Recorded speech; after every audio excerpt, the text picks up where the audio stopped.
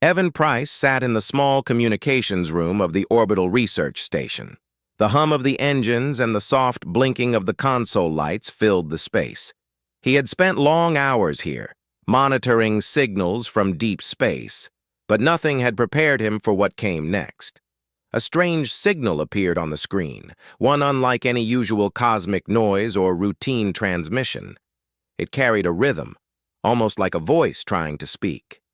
Evan leaned closer, adjusting the sensitivity of the receiver. The signal formed words, broken and desperate. "Help! We are dying. No one comes." The voice was not human. It had a musical tone, soft and trembling. Evan's fingers moved quickly over the controls, trying to clarify the message.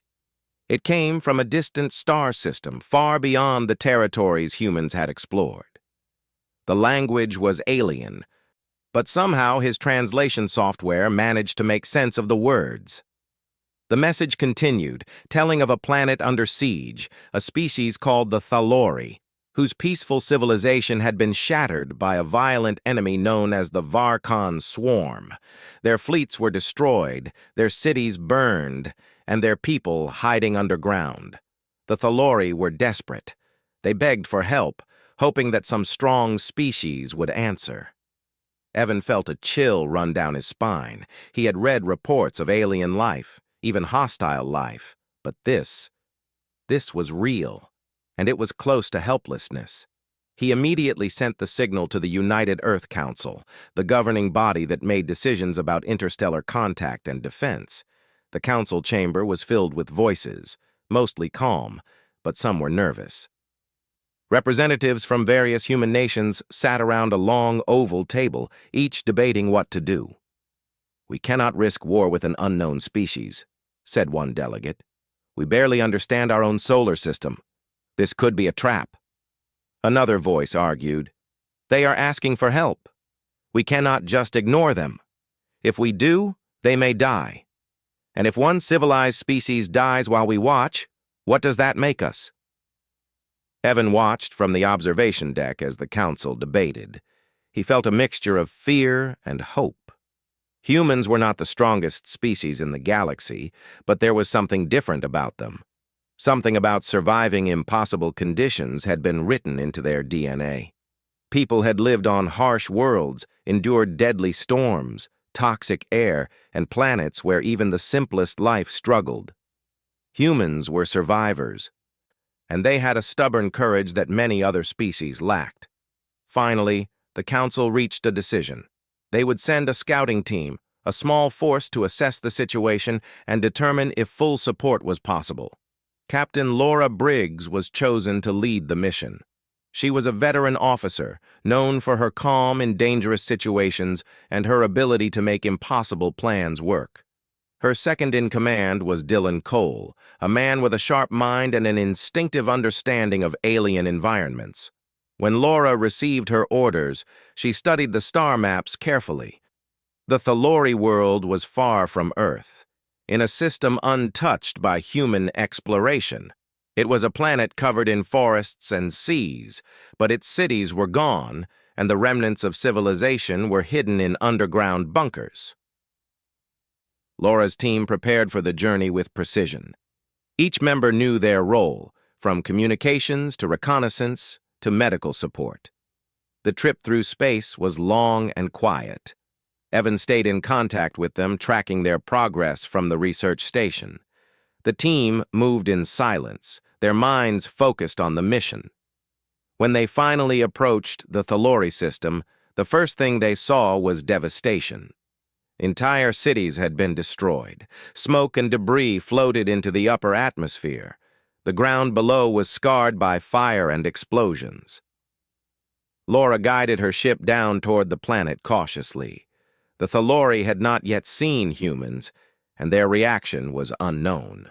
When they finally made contact, the alien leaders were terrified. They were small, slender beings with translucent skin and large eyes, trembling as they stared at the human visitors. They had never seen a species like humans, and they did not know what to expect. Evan watched through the communications feed as Laura stepped forward to speak. Her voice was calm, warm, and commanding. "We are here to help," she said. "We have come from Earth. You are not alone." The Thalori leaders whispered among themselves. They had heard stories of humans, creatures from a blue planet that survived deadly storms and strange, harsh environments. To them, humans were supposed to be weak, fragile, and easily broken. But as they observed the humans moving through the wreckage, organizing the survivors and calming frightened children, they began to understand something. These were Deathworlders, beings who could survive anything. A sudden tremor shook the ground. The humans acted instantly. Laura shouted orders, directing her team to reinforce shelters and move civilians to safety. Dylan coordinated the evacuation of families trapped in collapsed tunnels. Every human acted with precision and courage. They did not panic, they did not hesitate. The Thalori watched in awe as humans worked. They were not like other species that fled in fear at danger. Humans faced it head-on, turning chaos into order. The word Deathworlder began to pass quietly among the Thalori. It was no longer a warning. It was awe. Then, an alarm blared from the detection system. The Varkon swarm was approaching. Massive warships, dark and spiked, moved toward the planet. The Thalori shrank back, begging the humans to leave, to retreat. But Laura stood firm. "We do not run," she said, her voice steady. "Not today. We will protect you." Evan could see the tension building as the first Varkon fighters entered the atmosphere. They were enormous, armored, and armed with weapons that could destroy entire cities. But the humans did not flinch. They moved with strategy and skill, preparing defensive positions and improvising weapons using whatever resources were available. The Thalori looked at them, fear in their eyes, but also hope. No other species had ever stood against the Varkon. But here were humans, ready to fight. For the first time, the Thalori felt that survival was possible. As the first skirmishes began on the outskirts of the cities, the humans showed their true strength. They adapted quickly, moving through dangerous terrain, using the environment to their advantage, and thinking in ways the Thalori had never imagined. Simple traps slowed the Varkon, while small teams flanked the enemy in unexpected ways. Evan watched in amazement. The humans were not just soldiers. They were survivors, born from worlds that had tried to kill them and failed. Every move they made showed courage, intelligence, and instinctive skill. By the end of the first day, the humans had saved hundreds of Thalori lives. The survivors began to trust them, following their orders and taking heart from their courage. The Thalori began to whisper the word again, Deathworlders, this time as a name of honor. Evan felt a strange pride. Humans were small in the galaxy, not the biggest or the strongest, but they had something no one else could match, the will to survive and the courage to protect. The message from Earth had been simple, we go because they asked. But the humans of this team were proving that even a single species from a small blue planet could make a difference across the stars. As night fell on the planet, Laura and Dylan stood outside the shelter caves, watching the stars. The Varkon were still out there, waiting, but the humans were ready. They had come from Earth, from a world full of dangers, and nothing could break them. They were Deathworlders, and their story was only beginning. Evan returned to the communications room, exhausted but filled with hope. He recorded every detail, knowing the galaxy would soon learn about humanity's first stand in a war far from home. The Thalori had begged for help, and humans had answered. The universe would remember the name of those who survived the impossible, and somewhere in the shadows of the approaching Varkon fleet, the first ripple of fear spread. They had never fought humans before. They did not know what waited for them. The next morning, the Thalori world was quiet but tense. Smoke still rose from the ruined cities, and the air smelled of scorched metal and burning vegetation. The Thalori themselves moved slowly among the caves and tunnels, their large eyes wide with fear. They had never seen such organized humans before. Every human moved with purpose, giving orders, guiding the terrified aliens to safety, and reinforcing the fragile shelters. Captain Laura Briggs stood at the mouth of a deep cavern, looking at the entrances to the tunnels. "We need to map all the exits," she said.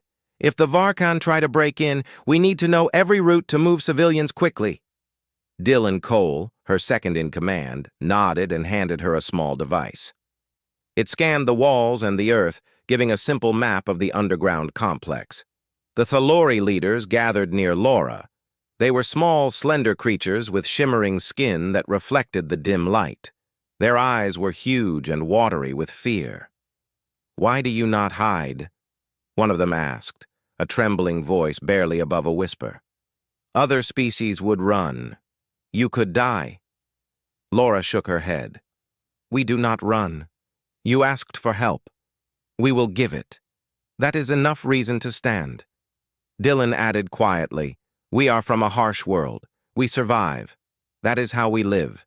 You will see." The Thalori exchanged nervous glances. They had expected humans to be like other species they knew, fragile and afraid. But these humans acted differently. They moved with calm in chaos, and there was a strange confidence in their eyes. Some of the younger Thalori whispered among themselves, repeating the word that had already begun to circulate, Deathworlders. Suddenly the ground shook. A distant roar echoed through the tunnels, and dust fell from the ceiling. "Varkan," Laura said without hesitation. "Get civilians ready. Dylan, assign teams to every exit. We move fast or we lose lives." The humans moved immediately. Teams of soldiers and medics ran to each tunnel, guiding terrified Thalori families. They used simple but clever techniques: ropes to lift injured, makeshift stretchers, and small explosives to clear blocked passages. The Thalori watched in awe as humans adapted quickly to conditions that would have paralyzed any other species. Outside the main cave entrance, a squad of humans led by Dylan took positions to defend against any Varkan scouts.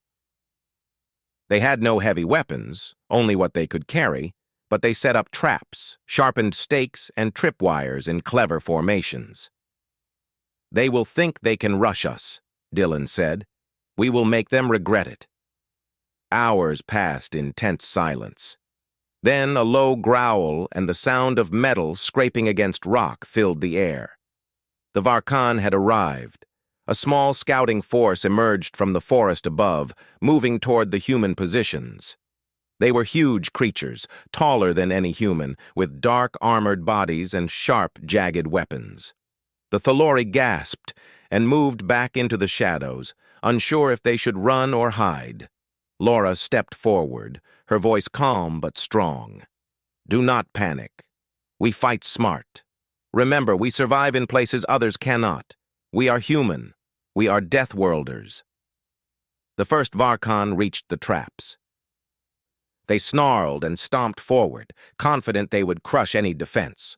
But they did not expect the humans' ingenuity. Simple traps, camouflage, and sudden ambushes slowed them down. One Varkan fell into a pit hidden under loose dirt. Another was caught in a swinging net designed by a human engineer. Dylan moved among his squad, giving orders quietly but firmly. "Keep low. Watch the flanks. Do not engage unless necessary. Use their size against them. Lead them into narrow spaces where they cannot swing their weapons freely." The Thalori watched in amazement. Humans were not fighting recklessly. Every action was calculated. They did not panic. They did not run. Even when a Varkan threw a heavy strike that smashed a wall, the humans adjusted instantly, moving civilians out of danger and countering with precise attacks. Hours turned into a day. By evening, the humans had slowed the Varkan scouts to a crawl. Injured aliens were treated, and more tunnels were reinforced. The Thalori whispered among themselves again, "Deathworlders." This was no longer just a word of awe. It carried respect. Humans were not just brave, they were impossible to break. Evan Price monitored the situation from orbit, reporting to Earth. "They are doing more than surviving," he said to the Council.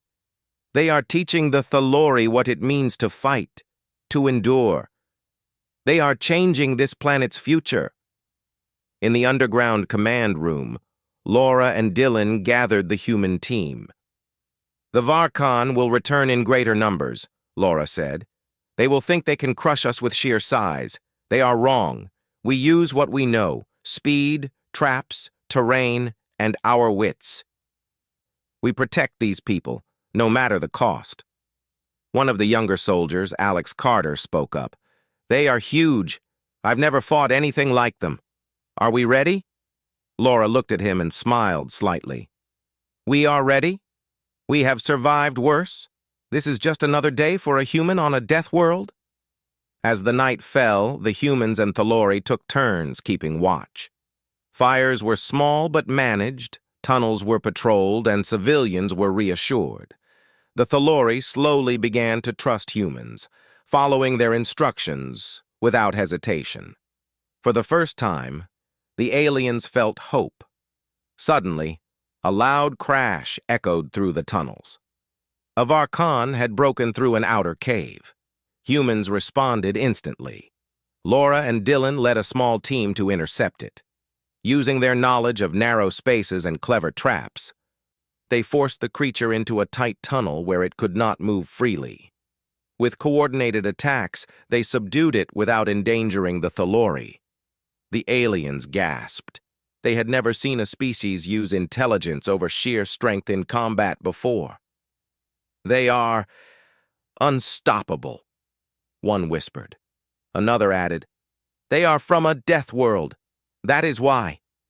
The humans returned to the main cave, exhausted but satisfied. They had defended hundreds of lives with minimal casualties. Dylan checked the map of tunnels again and marked areas for new traps and escape routes. "They will come again," he said. "We need to be ready, and we will be." In the quiet moments, Laura spoke to the Thalori leaders. "You asked for help. We gave it. That is all. But you must understand, we do not fight for glory or recognition. We fight because it is right. You asked, we answered." The Thalori nodded slowly. Their fear was still there, but it was mixed now with admiration. These humans were different. They were not like any species they had known. They were fierce, clever, and unbreakable. As dawn approached, the humans prepared for another day. Scouts reported movements in the forest above. The Varkhan were gathering strength, planning their next attack. But the humans were ready. They had learned the tunnels, set traps, and organized the Thalori. Evan watched from orbit as Laura coordinated the civilians and soldiers. He sent a message back to Earth. "Humans are not just helping, they are changing the game. The Thalori are alive because we answered. Humanity has arrived." That morning, the first rays of sunlight touched the ruined world. The Thalori came out of hiding, tentative but curious. They watched humans work, fortifying walls, tending to the injured, and preparing for the next attack. Every move was calm, precise, and fearless. One of the Thalori children, a small girl with wide, bright eyes, approached a human soldier. She held out her hand, offering a flower she had found in the rubble. The soldier, Ben Harris, smiled gently and took it. "We protect you," he said softly. "That is why we are here." The girl looked up at him with awe. The word Deathworlder passed silently on her lips. It was no longer just a description. It was a promise. Humans would not abandon them. They would survive. They would fight. By midday, the humans had mapped all the tunnels, set defenses, and trained small groups of Thalori to help in simple ways, moving supplies, sounding alarms, guiding others. The aliens began to feel capable, and their fear slowly turned into confidence. When the scouts returned to report new Varkhan movements, Laura listened carefully. "They think we are weak," she said, "They are wrong. We are humans. We survive. That is why we are here. That is why we will win." The Thalori leaders nodded, realizing something new. These humans were not like any other species. They were fighters, survivors, and protectors. And the Varkhan had no idea what was coming. As the day ended, the humans took their positions again. Fires burned softly, tunnels were patrolled, and civilians rested. Outside, the Varkhan were gathering, preparing to test the humans' strength. But the humans were ready. They had faced chaos before. They had survived storms, volcanoes, and deadly worlds. This was just another challenge, and they would not fail. For the first time, the Thalori felt safe. The humans had proven themselves. They were Deathworlders, and nothing, not even the terrifying Varkhan, would break them. The day had come when the Varkhan were no longer hiding. Scouts had disappeared, and the humans knew a full attack was imminent. Captain Laura Briggs stood at the entrance of the main cave, looking out at the forested hills surrounding the Thalori refuge. Smoke rose in the distance. The Varkhan were gathering, preparing to strike in force. Dylan Cole knelt over a map spread on the ground. "They will hit the tunnels first," he said. "They will think they can break us by forcing panic, but they have never faced humans before. They do not understand how we fight." Laura nodded. "Then we show them. Every tunnel, every hill, every weak point. They will be ours. Move civilians to safe areas and prepare the teams. We do not run. We do not hide. We fight, and we survive." Outside, the Thalori watched in fear and curiosity. They had seen humans act before, but this time, the danger was larger. The Varkhan were massive, armored, and terrifying. Even for the humans, this would be the first time facing such overwhelming numbers. Yet the humans moved with calm precision, assigning positions, setting traps, and organizing squads. By mid-morning, the first Varkhan attack wave arrived. Hundreds of massive creatures marched through the forest, their weapons swinging, their armored bodies reflecting sunlight. They roared, sending fear through the Thalori, but the humans stood firm. Laura gave her orders. "Remember, we do not fight like others. We use what we know. Terrain, traps, surprise, and endurance. Watch each other's backs. Protect the civilians." The first clash happened at the forest edge. Varkhan warriors stormed toward the cave entrance, expecting easy victory. Instead, they found themselves slowed by hidden spikes, pits, and cleverly placed nets. The humans struck quickly, using small energy weapons and improvised projectiles to wound and confuse them. Dylan led a flanking team, moving through dense undergrowth to hit the Varkhan from behind. One massive Varkhan swung a spiked club at him, but Dylan ducked, rolled, and struck at its exposed leg joint with a simple but effective device, a wire trap combined with a sharp projectile. The creature fell with a roar, shaking the ground. Inside the caves, humans directed civilians to safety while covering every exit. Thalori children clutched human hands, whispering the word they had begun to repeat: Deathworlders. It was no longer awe, it was trust. They knew humans would protect them. Hours passed with constant battle. The Varkhan were relentless. They pushed forward in waves, their numbers seeming endless. Yet every time they advanced, humans had already prepared. Collapsed walls became obstacles.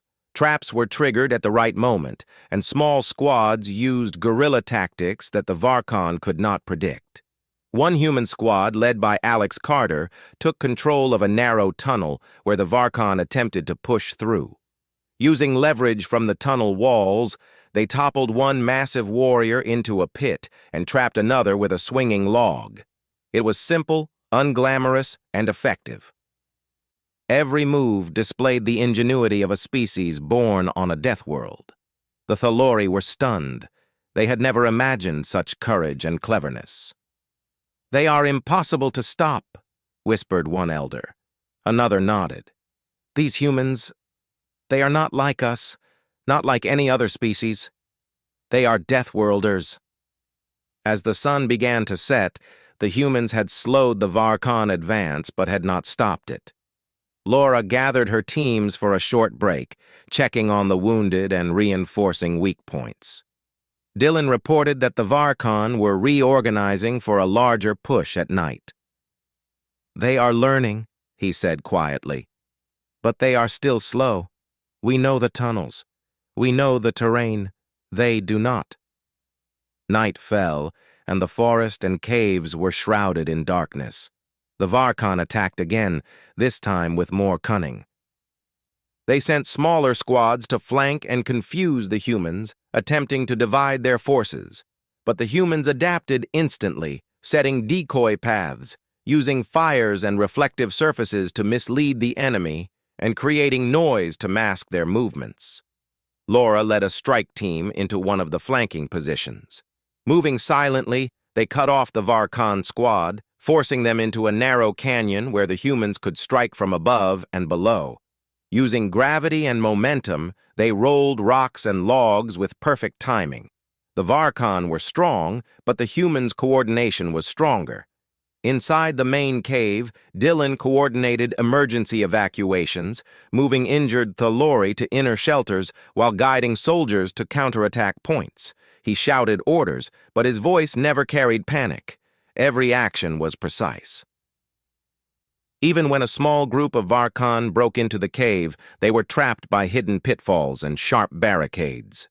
By midnight, the first wave of the Varkon assault had failed.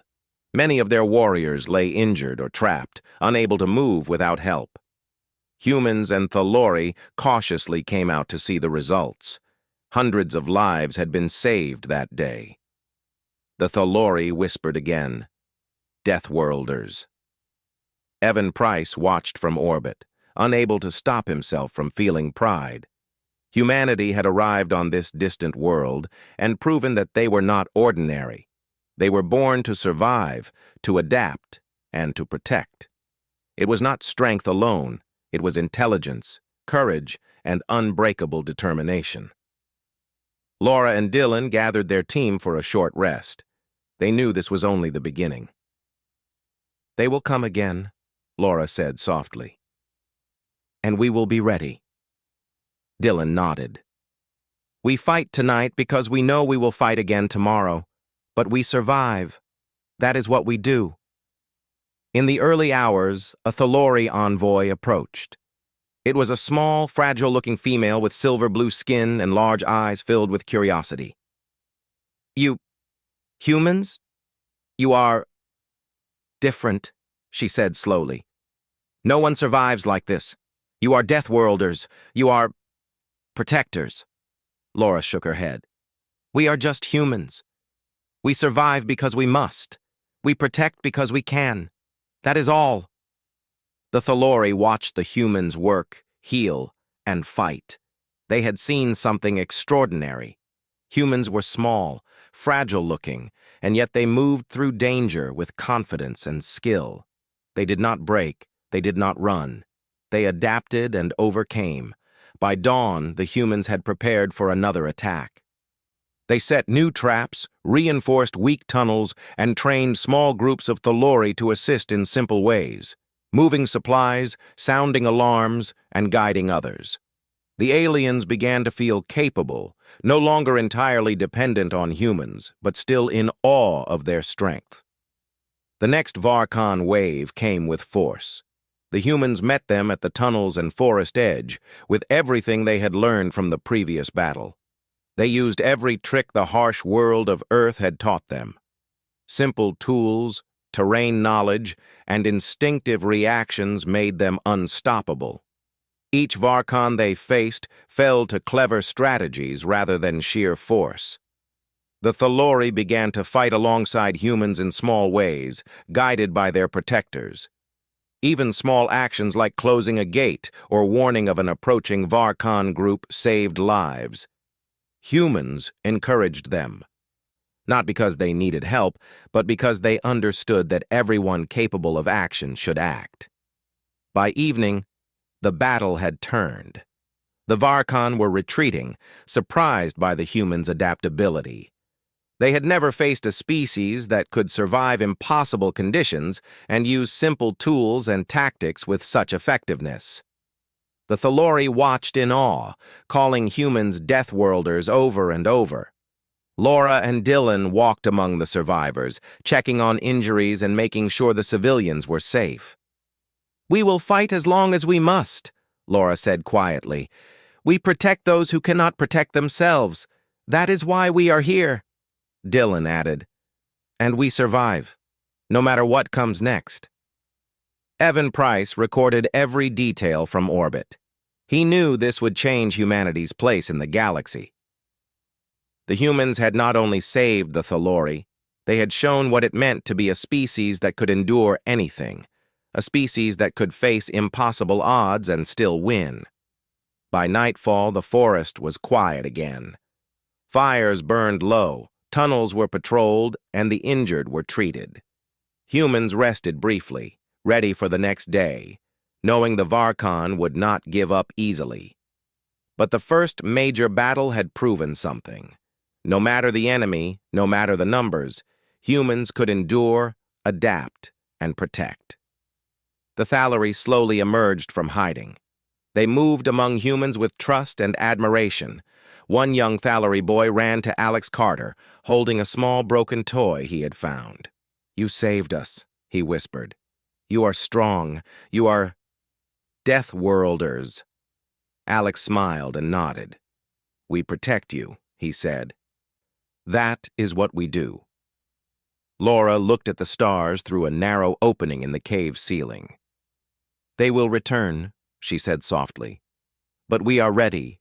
We survive. That is all that matters." And somewhere in the distance, the Varkhan observed from the edge of the forest, realizing for the first time that they had met a species that could not be crushed, a species born to survive against impossible odds.